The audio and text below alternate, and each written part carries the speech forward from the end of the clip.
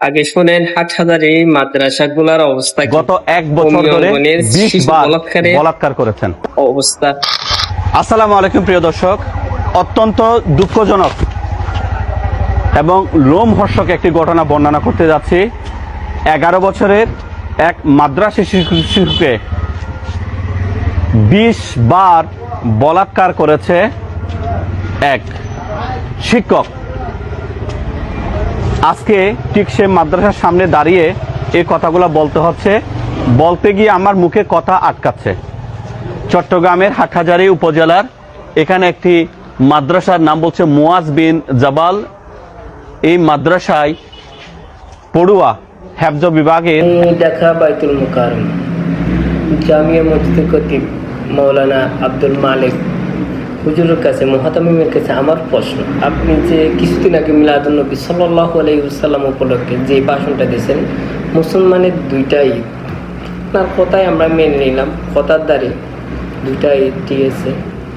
তো মুহতামিম সাহেব, আপনার কাছে আমার আরেকটা প্রশ্ন, এই যে মাদ্রাসায় বিভিন্ন কমিও আলিঙ্গনের মাদ্রাসাগুলোতে ছোট ছোট বাচ্চাগুলার যে মাদ্রাসায় হুজুরারা বলাৎকার করে, এটা কোন ঈদের খুশিতে আপনাদের কমিও অঙ্গনের মাদ্রাসাগুলোতে যে ছোট ছোট ছেলেদেরগুলাকে বলাৎকার, কোন ঈদের খুশিতে এটা বলাৎকার করে?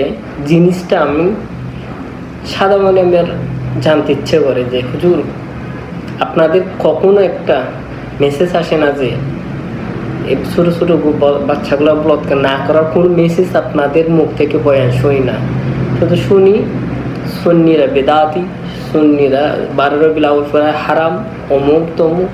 হুজুর, মুহতামিম সাহেব আপনার মাধ্যমে পুরো বাংলাদেশ কমি অঙ্গনের হুজুরদেরকে প্রশ্ন করি, তাহলে আপনারা কেন আপনাদের মাদ্রাসার হুজুরদেরকে, শিক্ষকদেরকে মানাতে পারেন না? তাদের যে বলাৎকারের যে কুহাচ্যুত, কুনজর, কুসংস্কার, এগুলো বন্ধ করতে পারেন না কেন? আপনারা শুধু সুন্নির পিছনে আঙ্গুল দিতে পারেন, মানুষকে ধোঁকাতেন, দান্দাবাজি করেন, আপনারা শুরু ছোটো ছোটো বাচ্চাদেরকে মাদ্রাসা শিক্ষার নামে বলাৎকার করেন।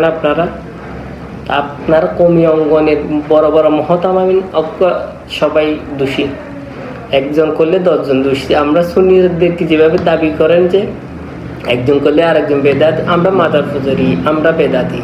তো হুজুর, আমাদের নামে আলহামদুলিল্লাহ কোনো বলাৎকারের চিহ্ন নাই, কোনো কেস, কোনো সামাজিক যোগাযোগ মাধ্যমে এরকম কোনো প্রমাণ নাই। আপনারা ইউটিউব